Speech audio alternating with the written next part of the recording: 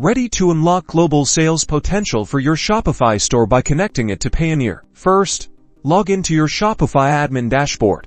Then, look to the bottom left corner and click on Settings. This opens up all your store's configuration options. Next, within the Settings menu, find and click on Payments. This section is where you manage how you receive money from your customers.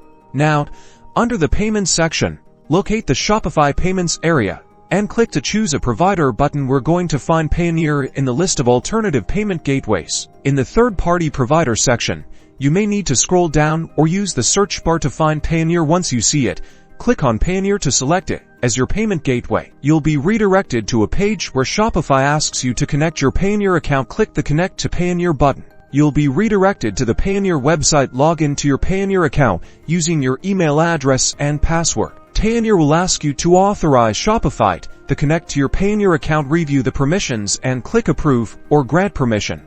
After authorizing, you'll be redirected back to your Shopify payment settings, where you should now see that your Payoneer account is successfully connected, and that's it. You're all set to receive payments globally.